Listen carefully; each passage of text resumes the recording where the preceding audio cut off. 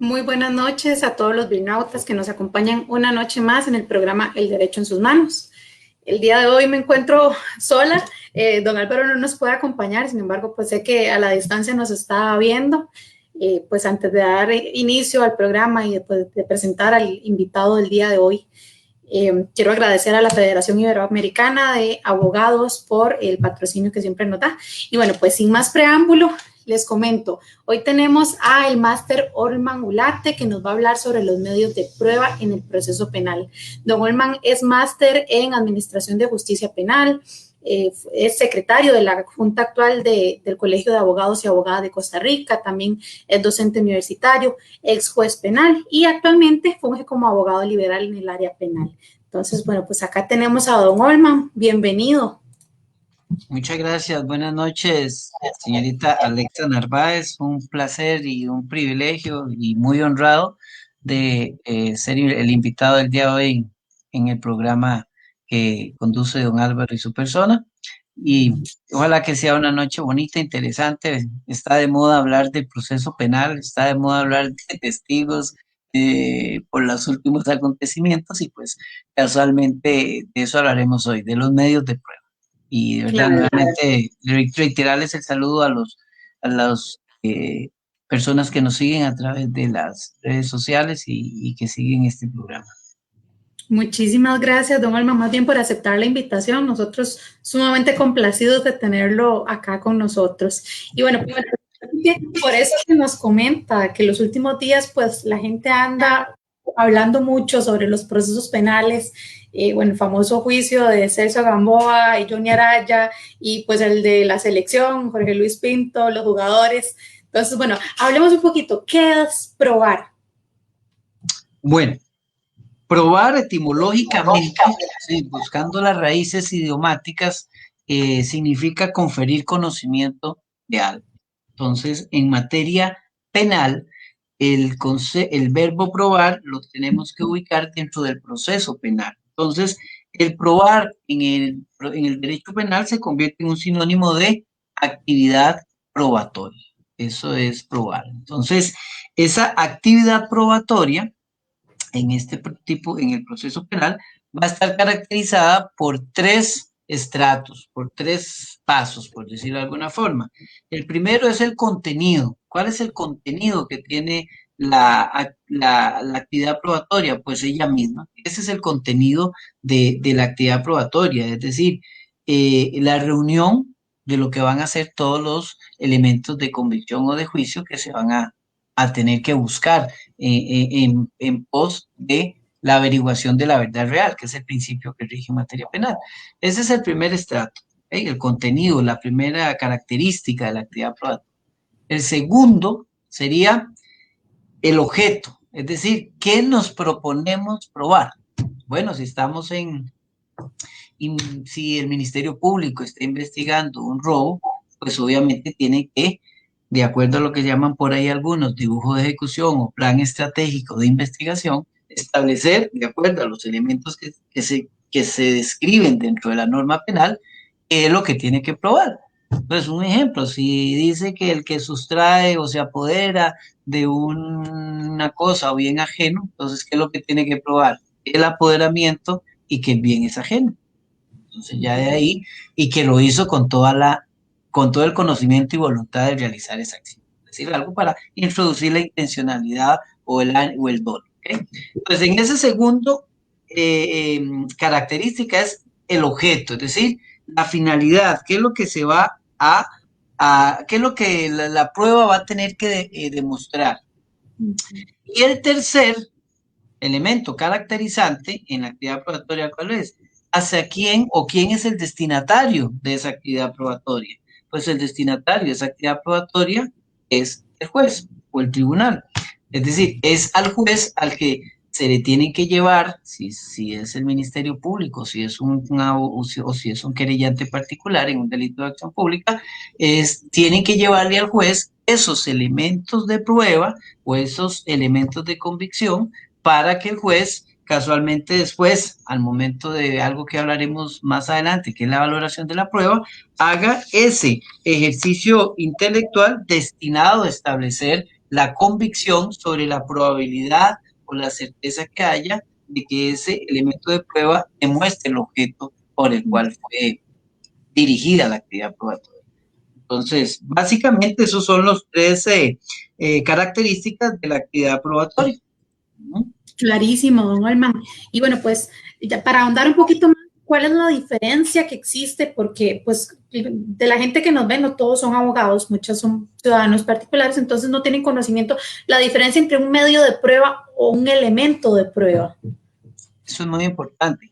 Por lo general, y obviamente porque las personas, ciudadano en general, que no es abogado, pues tiene por qué, en principio, no tiene la obligación de saberlo, pero sí debe de el Estado, a través de medios como este programa, de dirigir capacitación social y jurídica a la ciudadanía. Entonces, por eso es muy importante que el ciudadano también se empape y pueda entender algunos aspectos muy técnicos del proceso penal. Debemos de empezar, igual, hay tres conceptos que se necesita desarrollar muy claramente. El primero, ¿qué es un órgano de prueba o fuente de prueba? ¿Okay? Entonces, ese órgano de prueba o fuente de prueba, como su nombre ya lo sugiere, es de donde va a nacer, es decir, es el origen de lo que más adelante podría constituirse en un elemento de prueba. ¿Okay? Vamos a dejarlo por el momento ahí. El segundo, entonces ahora sí, que es un medio de prueba. Porque por lo general, entonces nosotros asimilamos, digamos, el común del ciudadano asimila, bueno, es que, hey, dijeron, voy a poner un ejemplo hipotético, que absolvieron a Juan Pérez porque los medios de prueba no demostraron que fuera el culpable. No, no son los medios de prueba los que no demostraron. Los que no demostraron que él tuviese una participación o culpabilidad en esos hechos que le atribuyeron, no son los medios de prueba, son los elementos de prueba. Entonces, ¿qué es un medio de prueba? El medio de prueba es el procedimiento o acto procesal regulado por la ley que es el que nos autoriza a introducir al proceso penal el elemento de prueba. Entonces, ¿cuáles son los medios de prueba permitidos en Costa Rica o regulados por el Código Procesal Penal que van a permitir introducir ese elemento de prueba? Bueno, tenemos como medios de prueba la prueba testimonial, como medio de prueba tenemos la prueba documental, tenemos la prueba pericial, tenemos como medio de prueba las inspecciones del lugar de los hechos, las inspecciones corporales, tenemos el reconocimiento de personas, el reconocimiento de lo que se llama policialmente en rueda de personas, la requisa de una persona y el resultado. Entonces, por ahí se me va, bueno, los allanamientos, una prueba muy importante dentro del proceso penal porque es la intromisión del Estado de forma válida, autorizado por un juez de la República, en donde esa garantía constitucional de inviolabilidad del domicilio se ve autorizada por un juez en función de la existencia de indicios y de que la medida resulta proporcional, adecuada, razonable, idónea, necesaria. Por eso ese acto de investigación es de los que se denominan actos de investigación bajo control jurisdiccional, porque cuando la investigación, es decir, la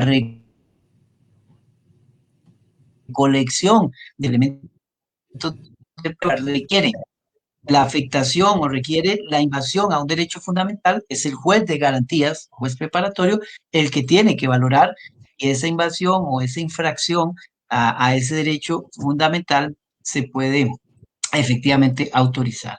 Entonces, ahí tendríamos, entonces, órgano de prueba, la fuente, medio de prueba, el procedimiento o acto procesal mediante el cual vamos a incorporar el elemento de prueba. Y ahora sí, ¿qué es el elemento de prueba? Es el dato objetivo que produce conocimiento cierto y probable sobre el objeto de prueba sobre el objeto de prueba que está dirigiendo o guiando la actividad probatoria. Entonces, vamos a poner eso ahora sí, traduzcámoslo en un ejemplo al ciudadano. Más sencillo. Más sencillo, exacto. Ya dijimos la parte dogmática, la lectura teórica. Vamos al ejemplo. Bueno, sucede que el Ministerio Público, eh, qué sé yo, vamos a poner un ejemplo, se está investigando un delito de agresión sexual contra una persona menor de edad y dentro, por lo general, dentro de de la naturaleza de la investigación de estos delitos, siempre se remite a la víctima para establecer las consecuencias psicológicas y el marco general, por llamarlo de alguna forma, del, del, del, del, del impacto que ha tenido la acción ilícita sobre la que ha sido, de la que ha sido víctima. Entonces se le envía a una valoración y a través de un equipo interdisciplinario, psicólogo, psiquiatra, trabajador social, y eso es y si al final se va a emitir un dictamen psicológico forense. ¿Okay? Entonces, órgano de prueba, ¿cuál es la fuente? La fuente es la víctima. De ahí es donde se va a extraer la valoración. ¿Cuál es el medio de prueba que va a autorizar a que se incorpore al proceso penal en la etapa ya de juicio y a que se discuta los resultados de ese informe pericial y de lo que vaya a declarar eventualmente los peritos que hicieron responsables de ese informe pericial? Entonces, o cuando ya llegue el informe pericial al expediente, ok, ahí está. Entonces, ese informe pericial se va a incorporar a través de qué medio de prueba, de la prueba pericial que está regulada en el Código Procesal Penal. Ok, ahora sí, el informe como tal, ¿cómo se va a incorporar también al proceso? ¿A través de qué medio de prueba? A través de la prueba documental. Y ahora sí, si el fiscal también ofreció al perito o a los peritos para que vayan de viva voz a explicar su dictamen pericial, esa información que van a dar los peritos de viva voz se va a incorporar a través de qué medio de prueba el proceso, a través del medio de prueba testimonial. Entonces, el informe a través del documental y pericial y la información o el dato objetivo que van a dar los peritos de viva voz a través de la prueba testimonial. Entonces ahí ya completamos órgano o fuente de prueba, medio de prueba, elemento de prueba.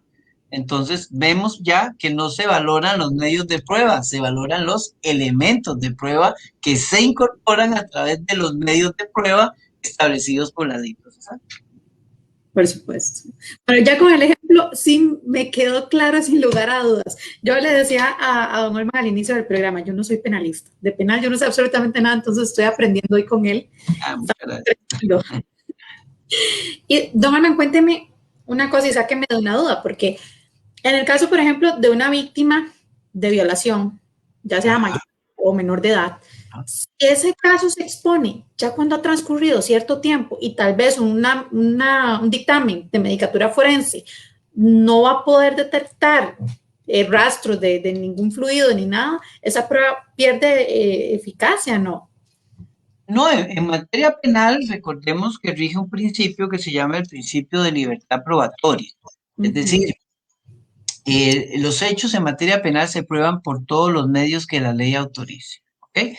Incluso nosotros tenemos un sistema de medios de prueba no cerrado, es decir, no se agota en los medios de prueba que están autorizados en el Código Procesal Penal, desde el artículo 185, si no me falla la memoria, permítame, ya no está viejillo, desde el artículo 185, que es donde principian, es correcto, la inspección y registro del lugar del hecho, hasta el artículo 234, que es casualmente el que deja un números apertos, como se denomina, que significa deja abierta la posibilidad para el ordenamiento procesal de que en caso de que con el avance de la tecnología, con el avance hoy en día de la ciencia y todo, si surgen algunos otros medios de prueba no regulados expresamente en el Código Procesal Penal, si estos medios de prueba no atentan contra derechos fundamentales constitucionales, convencionales, ni constituyen una denigración al principio de dignidad humana, ni constituyen ningún tipo de afectación a los derechos, repito, del ser humano como fin en sí mismo. Entonces dice así, lo voy a leer. Además de los medios de prueba previstos en este código, podrán utilizarse otros distintos siempre que no supriman garantías y facultades de las personas ni afecten el sistema institucional. La forma de su incorporación al procedimiento se adecuará al medio de prueba más análogo. Entonces, efectivamente, veamos, vamos a poner un ejemplo. Muy buena la pregunta suya, doña Alexa.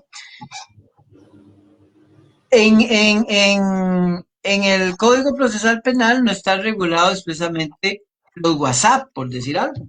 Los WhatsApp. No hay un capítulo, un título dentro del código que diga prueba WhatsApp, no. Entonces, ¿cuál sería el medio de prueba más análogo o más parecido mediante el cual podríamos introducir en un proceso penal la información o dato que pueda suministrar una lista de WhatsApp a través de la prueba documental? Entonces, vemos cómo el 234 deja abierta la posibilidad, hace un números apertos, es decir, la posibilidad de incorporar otros medios de prueba no expresamente regulados, siempre y cuando, repito, las limitaciones ahí están, no supriman derechos y garantías, ni tampoco atenten contra derechos convencionales, constitucionales o de general, todos los que implican la protección a la dignidad humana. Y aquí hago de una vez una indicación que no es el inicio.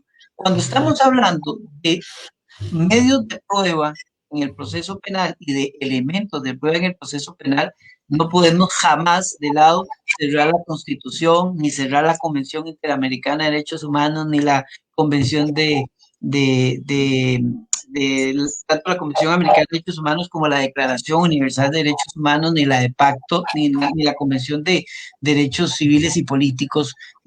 ¿Por qué? ¿Por qué no se pueden cerrar? Porque casualmente los medios de prueba y los elementos de prueba nunca pueden ir en contra de normas constitucionales. Siempre tienen que adecuarse y ser respetuosos de esas normas y garantías. Bien, claro. Y ahora que estamos tocando ese tema de los WhatsApp, me surge otra duda, porque se da mucho que las personas, tal vez en una conversación, empiezan a grabar sin autorización de la persona que está conversando. Esta grabación sin consentimiento puede ser utilizada como prueba en un proceso penal. Bueno, Alexa, ese tema hay que dejarlo para otro programa, porque ese tema se las trae. Ese tema efectivamente hay unos criterios interesantes, muy interesantes sobre la parte del consensual a la hora de digamos, con los chats. Bueno, ¿quién tiene el dominio o la titularidad sobre la información? ¿Todos, ninguno o todos tienen un pedacito de titularidad? Y pues nada más lo dejo así para que invíteme para después hablar de ese tema. Hablamos, sí, porque si no se nos complica el día de hoy. Lo que puedo nada más decirles ahorita nada más es lo siguiente. Y perdón porque no contesté esa anterior pregunta. Eso es la pregunta que usted me dice, tiene que ver con, casualmente, la validez que tenga ese elemento de prueba en el proceso y después la valoración que haga el juez. Pero antes de la pregunta que usted me dijo de la víctima de violación, vean, si el dictamen no arroja eventualmente el resultado que esperaba el Ministerio Público o la parte querellante, como en Costa Rica se sigue un principio de valoración de la prueba que se llama sana crítica racional, no tenemos un sistema tarifario de prueba, así no es como en ciertos países de otras latitudes, sobre todo los que tienen que ver con allá en Arabia Saudita, estos lados donde la mujer para probar una violación tiene que tener 2 testigos hombres y 1 mujer. Wow. Eso se llama un principio de tarifa legal. Es decir, le la convicción que va a asumir el juez la determina a partir de una determinada fijación de forma o cantidad de prueba o de tipo de prueba. Entonces, eso jamás, eso aquí no funciona, ni en la tarifa legal, ni tampoco tenemos en materia penal el sistema de, perdón, libre convicción, no. Tenemos el de sana crítica racional, que es el sistema que que obliga a los jueces a tener que razonar a la hora de valorar la prueba de forma, un razonamiento crítico, que no atente contra reglas de lógica, que no atente contra reglas de experiencia, que no atente contra reglas de psicología general. Y cuando hablamos de lógica es que el argumento no sea contradictorio en sí mismo, que no sea un argumento del que se deriven conclusiones inexactas o contrarias a las reglas de correcto entendimiento humano. ¿Ok? Entonces, puede ser que el dictamen no sea un elemento de prueba que determinara una convicción probatoria importante, pero que el resto de elementos sí. Por eso en materia penal la valoración de la prueba se hace de forma global, sistemática, armónica, porque si valoramos la prueba de forma independiente y separada, no nos va a poder arrojar esa convicción que se ocupa para obtener o un grado de certeza, que sería el requisito constitucional para decretar la culpabilidad contra una persona, o si va a generar la duda, o si va a generar lo que conocemos como duda razonable. ¿Y qué es la duda razonable? Cuando los elementos de prueba que se analizan permiten tanto concluir que puede ser culpable, que puede ser inocente, que el hecho se dio, que el hecho no se dio, que la participación se dio o no se dio. Entonces, esa es la duda razonable. Entonces, en un proceso penal, es decir, uno no le puede decir, y yo se lo digo a mis estudiantes, bueno, y con un testigo se puede probar. ¿Sí? ¿Quién dice que se ocupa más de 2 testigos? Es más, sin un testigo también se puede probar si el tribunal le crea a la víctima y si el criterio y si la declaración de la víctima es consecuente con algunos otros elementos que se valoren de forma armónica y conjunta, perfectamente se puede condenar. ¿Por qué? Porque existe ese principio de libertad probatoria, no tenemos un sistema tarifario legal que diga no. Es que a veces la gente dice, vea, un testigo de la defensa, un testigo de la parte acusadora, fiscalía o querellante. 1-1, empate, como los partidos, ¿verdad? 1-1 como en el fútbol, no, no necesariamente. Y recientemente, por ahí estaba leyendo una jurisprudencia reiterada de la sala, importantísima, y que también lo han sostenido los tribunales de apelación, en el sentido de que antes, en los años 90, se tenía una máxima. Si un testigo mintió en lo poquito, mintió en lo mucho. Y entonces perdía total credibilidad. Y no, con el tiempo y con el avance nos dimos cuenta que casualmente lo que tiene que valorar el juez, y ahí esa es la virtud del juzgador, cuando valora la prueba y valorarla correctamente, adecuadamente, objetivamente, para obtener el resultado intelectual de ese ejercicio, y es que puede ser que un testigo se contradijera en algo con otro, pero no en sentidos periféricos, sino en el núcleo central del hecho. Entonces, estas contradicciones no necesariamente hacen que se pierda la credibilidad sobre el resto de la declaración. Era lo que antes decía, no, es que el que miente no poco, miente no mucho. Entonces, cero. Se aniquila esa obligación de valorar ese elemento adecuadamente. Hoy en día no. Entonces, quienes piensan que uno causa un empate en un proceso penal, ya saben que no. Si por A por B el tribunal le da credibilidad más al testigo de descargo porque permite razonar el porqué de esa declaración totalmente invalida o desacredita o desvirtúa la del testigo de cargo, listo, saldrá absuelto ese imputado. Si al contrario, si se le da el debida valoración al testigo de cargo y se indica porque ese testigo de cargo el tribunal le mereció toda la credibilidad tuvo una fortaleza probatoria importante y creó una convicción de certeza que no la crió la prueba de testimonial de descargo por X o Y razones, también sería válido, entonces ahí estaríamos frente a un fallo condenatorio. Bien. Sí. Ok. Bueno, yo, desde la óptica laboral, se habla del principio indubio pro operario. Entonces, normalmente, como nuestro sistema es muy proteccionista, la carga de la prueba muchas veces recae sobre el patrono. Sin embargo, le hago la consulta porque usted es el especialista en materia penal. Aquí, sobre quién recae la carga de la prueba en los procesos penales. Una pregunta muy importante también. La carga de la prueba en materia penal, por ser la materia más grosera, materia represiva, materia restrictiva de derechos, ¿verdad?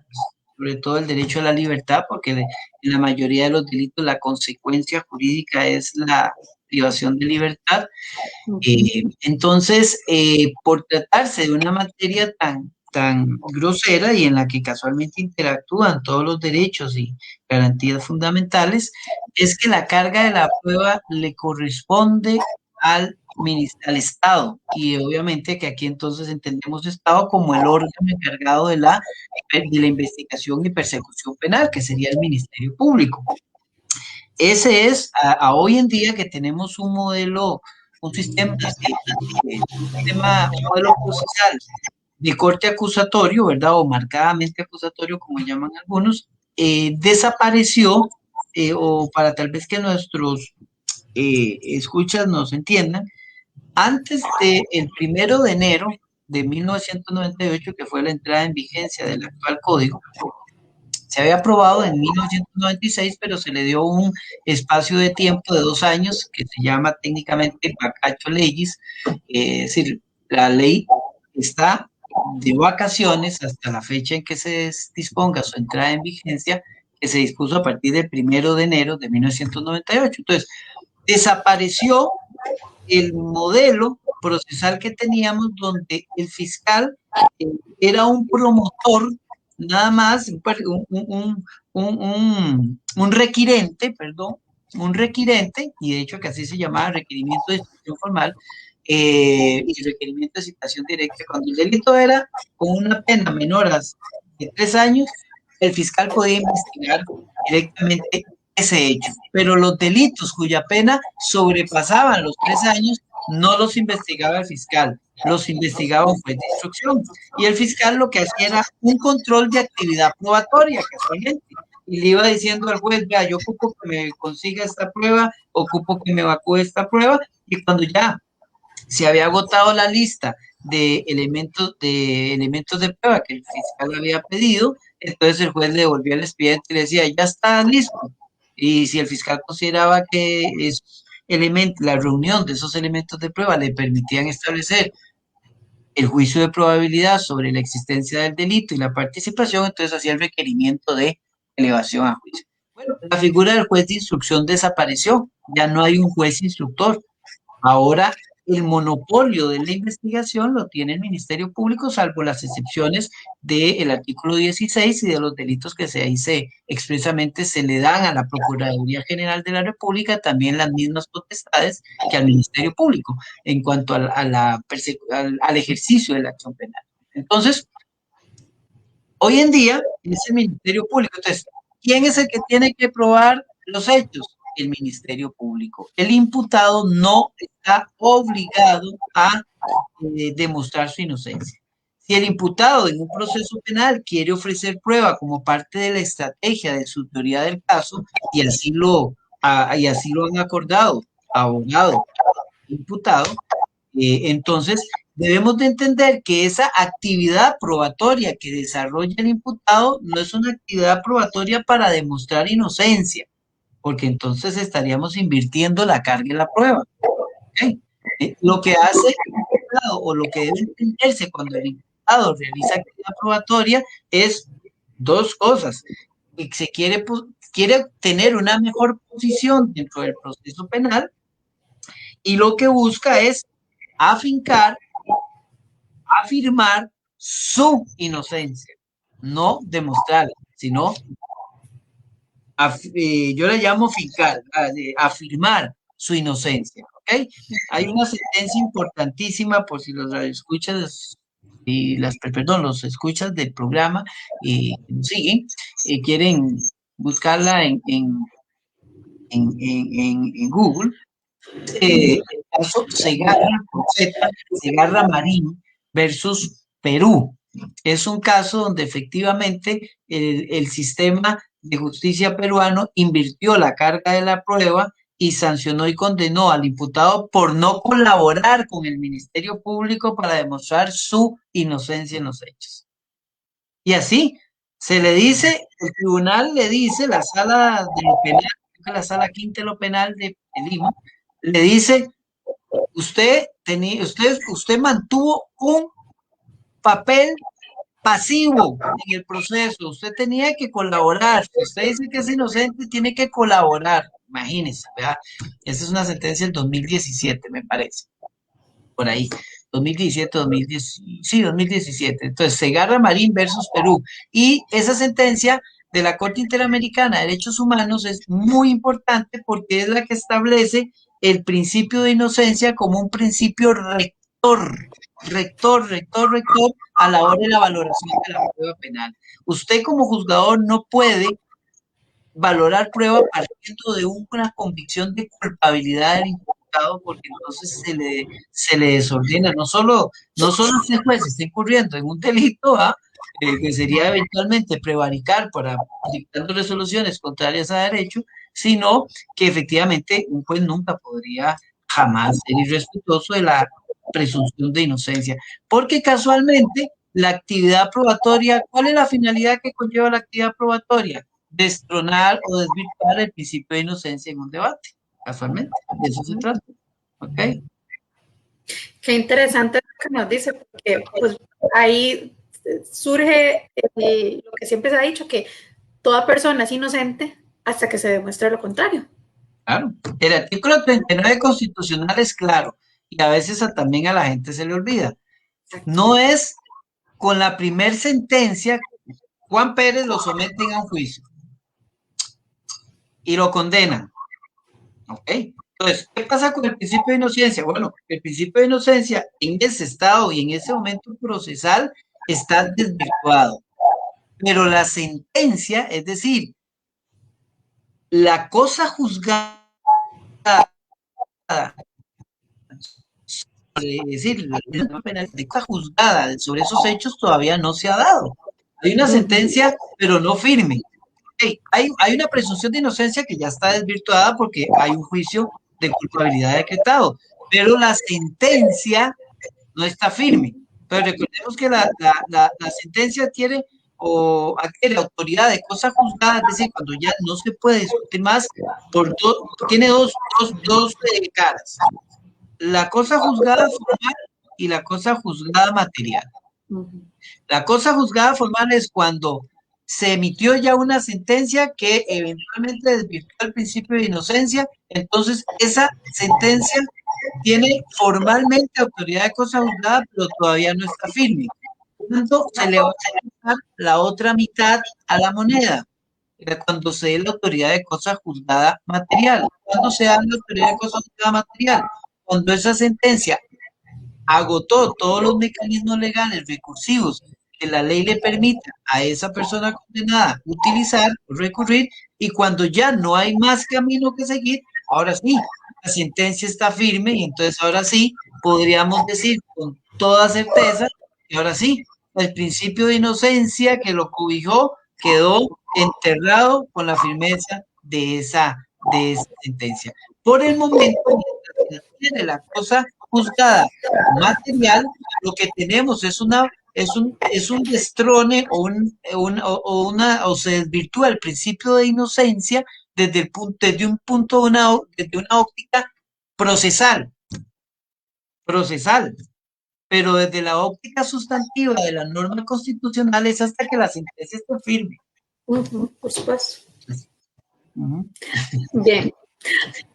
Para avanzar, porque el tiempo va rapidísimo y es porque el tema está muy interesante. Las pruebas, ¿dónde se desarrollan? pruebas, excelente, muy bien. Bueno, recordemos que nuestro actual proceso penal tiene, digamos, está diseñado en 3 etapas: la etapa preparatoria, la etapa intermedia y la etapa de juicio. La etapa preparatoria es donde se da la actividad probatoria, casualmente, porque la actividad probatoria tiene la finalidad, casualmente, de establecer esa base probatoria que le permita al órgano acusador público, Ministerio Público, o a un órgano acusador particular, como sería un querellante, reunir los elementos que le permitan fundamentar o fundar una acusación, ¿ok? Que de lo que se denomina en otras latitudes la causa probable, el juicio de probabilidad, como llamamos nosotros, ¿ok? Cuando ya tenemos ese juicio de probabilidad, es cuando se va a hacer la acusación, el Ministerio Público hace la acusación, enumera los elementos probatorios con los que cuenta para ir a juicio a demostrar esa acusación. Entonces, esa actividad probatoria se lleva a cabo en etapa preparatoria.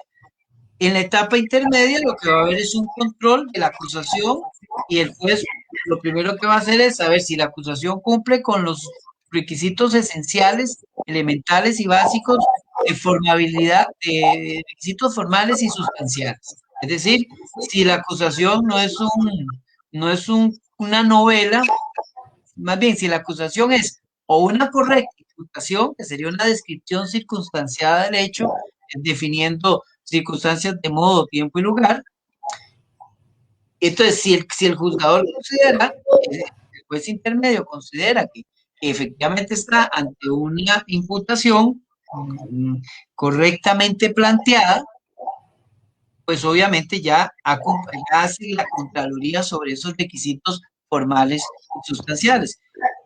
Los formales, los sustanciales tendría que ver con los elementos de prueba, ¿verdad? Con los que cuente esa acusación, porque si yo presento una acusación contra Alexa Narváez y no ofrezco prueba, pues posiblemente el juez me va a decir, no, esta acusación prácticamente es de entidad admitible, que va a ser improbable, va a ser improbada su existencia, su descripción.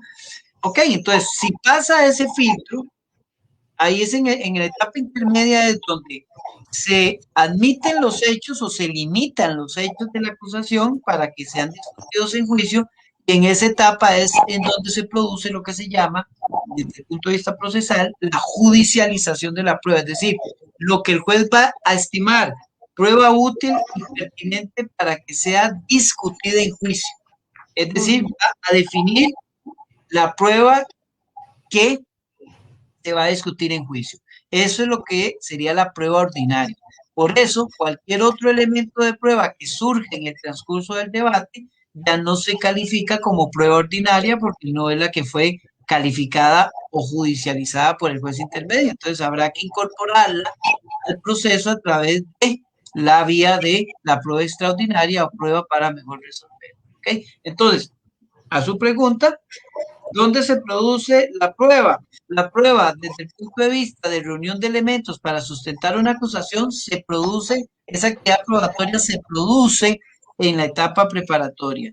Y extraordinariamente se puede producir prueba que surja de un juicio, que surja de los hechos que se discuten, y que era prueba que no se conocía cuando se realizó la actividad probatoria. Entonces, eso sería prueba para mejor resolver, pero ya en la fase de juicio. Bien, entonces, si no tenemos prueba suficiente para demostrar que esa persona que a la que estamos acusando no es inocente, el proceso no se va a llevar a juicio. Exacto, digamos, si tenemos la función de la etapa intermedia es esa. Yo sé que hay muchas críticas contra la etapa intermedia como etapa. Algunas juristas, respetables juristas de este país, hay una posición que está a favor de mantener esa etapa y darle mayor agilidad, porque pareciera que a veces se constituye como en una especie de embudo, ¿verdad? Porque ahí se queda y se tarda, la gente de los despachos anda un poco prolongada en el tiempo, los despachos penales y bueno, muchos despachos judiciales de otras materias, pues hay algunos que dicen, la etapa intermedia hay que desaparecerla, porque en la etapa intermedia no sucede nada, salvo que se llegue a soluciones de alternativas al conflicto penal. Entonces, la queja es que los jueces penales no hacen eso, que dice doña Alexa, de que controlen si los elementos de prueba que el Ministerio Público o el querellante está ofreciendo efectivamente. Vea, es un poco difícil, es un poco a veces, porque recordemos que el Ministerio Público, y aquí vamos también a hacer una aclaración a la ciudadanía, a diferencia de como era en el modelo procesal anterior, que los testigos declaraban ante el fiscal, declaraban bajo juramento ante el juez de instrucción y declaraban bajo juramento ante el juez de juicio, ahora no. No existe la declaración anticipada, si la declaración, no existe una declaración en la etapa preparatoria. Lo que hace el fiscal es entrevistar a testigos para valorar cuál es el tipo de información con que tiene ese testigo para ofrecerlo para la etapa de juicio. Entonces, como parte de los requisitos que establece el 304, el Código Procesal, para que el juez, al juez no se le lleva el testigo, al juez de la etapa intermedia no se le lleva el testigo, se le lleva la acusación donde dice, bueno, la testigo Alexa Narváez es testigo presencial de los hechos, va a referirse a todos los hechos en sí porque estaba. Bueno, ¿y qué pasa cuando Alexa Narváez llegó a juicio y dice, no, yo lo único que sé es eso? Pero eso no lo sabe el juez de la etapa intermedia, porque el juez de la etapa intermedia lo que lee en la acusación o en la querella es lo que le dice el acusador. Entonces, en juicio, a veces salen otras cosas. A veces el testigo estrella que tenía el órgano acusador público-privado no es al testigo estrella. Entonces, y la otra corriente de juristas que dice, no, quitemos la etapa intermedia, hagan la acusación y pásenla directamente a juicio y que sea de una vez en juicio donde se resuelvan las cosas y ya no pasemos por una etapa que no está dando eficacia al proceso penal. Esa es la posición de los otros, ¿verdad? Entonces, eso es lo que sucede con la etapa intermedia, que muchas veces entonces, y viene la crítica, vea, si esto hubiera pasado de una vez a juicio, nos ahorramos tantos meses, y si usted quiere una medida de solución alterna y ya el asunto está en juicio, esto lo proponen los de la segunda tesis, pues inmediatamente se hace una audiencia oral, como llaman, temprana, y se soluciona el problema, no hay problema, si la vía de solución es alternativa, casualmente, el modelo actual de nuestro código se inspira en eso, casualmente, en incorporar a la víctima como parte y darle derecho a que en una franja de delitos sea él el que resuelva el conflicto penal con su ofensor. Bien. Don, tenemos aquí a los internautas activos. Don Mario Brenes nos dice buenas noches. Don Juan José Acuña Leandro, excelente programa. Y don Ronald Murillo. Don Ronald Murillo, saludos a mi estimado amigo. Don Ronald es un excelente fiscal jubilado. Ah, qué interesante. Por acá nos dice, en virtud del principio de la libertad probatoria se puede aportar cualquier medio de prueba que sea lícito y en nuestro sistema no se admite la prueba tasada. Así es, esa es la prueba tasada que es o tarifaria legal, efectivamente, que es cuando tasada es porque es como les ponía yo el ejemplo de nuestros países de Arabia, de esa región. Es decir, usted para probar un robo tiene que traernos 3 testigos de mujeres o 3 testigos hombres, por poner algo. Entonces, ahí está ya tasando la prueba, ya está estableciendo la cantidad, la calidad y de prueba. Nosotros no. Principio de libertad probatoria. Y ya que toca el principio de libertad probatoria, vamos a tocar rápidamente los principios que están del artículo 180 al 184 del Código Procesal Penal, que es, bueno, el principio de objetividad, ¿verdad? De que la averiguación de la verdad real debe de llevarse a cabo a través de los medios permitidos por la ley y obviamente estar apegados a ese principio de objetividad. Principios de legalidad, que tiene que ver el principio de de legalidad de la prueba tiene que ver con dos cosas importantes. Los parámetros de legalidad de la prueba son dos. Uno, cómo se obtiene, el otro en cómo se incorpora al proceso. Entonces, puede ser que la prueba se haya obtenido de forma ilícita. Imaginémonos que dos policías se van a una casa, estén investigando un delito y toquen la puerta, sin orden de allanamiento, nada, ingresen a ese aposento porque estarían cometiendo un delito de violación de allanamiento ilegal, pero digamos que hacen esa acción y de ese interior, de esa vivienda, traen evidencia que comprometa a la persona que está investigando. Sí, traen una evidencia ahí. ¿Qué pasa con eso? Esa obtención de esa prueba es ilícita. Entonces a esa prueba se le tiene que aplicar lo que se conoce como reglas de exclusión de la prueba ilícita o lo que se conoce como prohibiciones probatorias. ¿Okay? Entonces, ese es otro para hablar en otro programa. Ya sabemos que seguimos con los WhatsApp. Es interesantísimo, se van a dar cuenta de muchas cosas interesantísimas con los WhatsApp y la titularidad que hay de la información en eso, en un chat. Mejor ni les adelanto, en un chat. Yo creo que después de que vean ese programa, se van a salir de los chats. Entonces, no va a haber chat. Entonces, ese sería el principio de, repito, de legalidad de la prueba. El otro es que la prueba haya sido lícitamente obtenida, pero incorporada al proceso a través de mecanismos procesales incorrectos. En ambos casos habría una actividad procesal defectuosa, que lo que, repito, conllevaría es a que esos elementos de prueba obtenidos en contravención con formas y condiciones exigidos por la Constitución política, los convenios internacionales y la ley, no pueden ser utilizados para fundar una decisión judicial, que es el artículo 175, que es la base que es lo que define la actividad procesal defectuosa. Entonces hablamos ya del principio de legalidad. Y el otro principio que me interesa también que hablemos es el principio de admisibilidad de la prueba. ¿Cuáles son los parámetros en el principio de admisibilidad de la prueba? Utilidad y pertinencia. ¿Cuándo la prueba es útil y cuándo la prueba es pertinente? La prueba es útil cuando ofrece y anticipa a quien la va a ofrecer de que esa prueba va a contribuir a cumplir con la averiguación de la verdad real y el objeto de la actividad probatoria. Esa sería, eso es lo que define la utilidad. ¿Qué define la pertinencia? La pertinencia se define a partir de que ese elemento de prueba que se ofrezca tenga relación y vinculación con el tema probando o el tema que se está investigando. ¿Okay?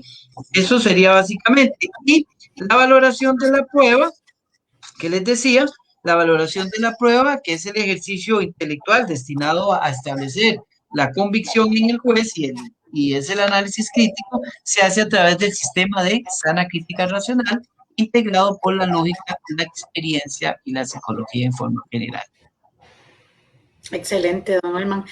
Bueno, definitivamente el tiempo se pasó volando y usted ya casi nos tiene que dejar. Me cierran el parqueo. Sí, no quería decirlo, pero sí, en 10 minutos le cierran el parqueo a don Olman. Entonces, un último mensaje para los birnautas y ya sabemos que tenemos súper pendiente un próximo programa para ver el tema de los WhatsApp y las conversaciones y todo este asunto. Bueno, una reflexión final es que ojalá que estas líneas de pensamiento de los medios de prueba y estos conceptos y definiciones hayan sido de la utilidad de todos ustedes, tanto para quienes como don Ronald y como Juan José Acuña son expertos penalistas y conocedores de la materia, como para aquellos que efectivamente están empezando a querer y conocer conceptos que les permitan interpretar la realidad jurídico-penal de lo que ven en las noticias hoy en día, todos los días. Entonces, para concluir, reiterarles que los medios de prueba que tenemos en Costa Rica regulados a partir del artículo 185 al 234, como es el que deja abierta la posibilidad de incorporación de otros medios, se los enumero para que sepan que ya son medios de prueba y no elementos de prueba, que sería el allanamiento, el allanamiento es un medio de prueba, entonces la información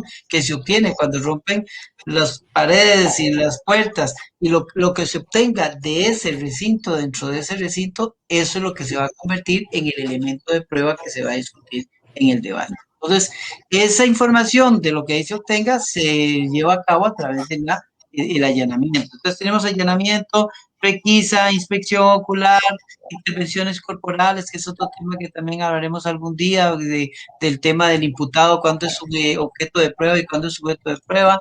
Tenemos también la prueba documental, la prueba testimonial, la prueba pericial, los peritajes especiales, en fin, básicamente estos, entre otros, se me quedan algunos, el reconocimiento de personas, la exhibición de libros, son los medios de prueba que tenemos en Costa Rica y a través de los cuales se cumple el principio de averiguación de la verdad real y confluyen todas las garantías constitucionales en un proceso penal. Por eso a veces la gente no entiende, porque quiere que se aplique el cuadernillo de la leyenda urbana, ¿verdad? Queremos de una vez ya que esta persona, ya, la convicción social es culpable, pero no, la convicción social, igual, bajo esa convicción quemaron a mucha gente acusada inocentemente de ser brujos y brujas, entonces ojalá que esa experiencia no se nos repita en la historia. Muchas gracias. Muchísimas gracias. Muchas gracias, don Germán, por acompañarnos. Nos veremos en un próximo programa. Y bueno, lo dejo para que vaya a sacar su vehículo antes de que le cierren el parqueo. Yo me quedo para despedirme de los Beernautas. Si me invitan, amenazo con volver, dicen por ahí. Hasta luego, chao. Chao. Chao, muchas gracias. Chao. Bueno, a todos los Beernautas, invitarlos para que se queden en el programa de don Franklin Vargas, que se llama En Broma y en Serio. Y recordarles que a lo largo de la semana tenemos una variedad de programas a través de la plataforma de Voces por Media Calle. La próxima semana no tendremos programa porque es Jueves Santo, entonces nos vemos en 15 días si Dios lo permite. Que pasen una linda noche y gracias por acompañarnos.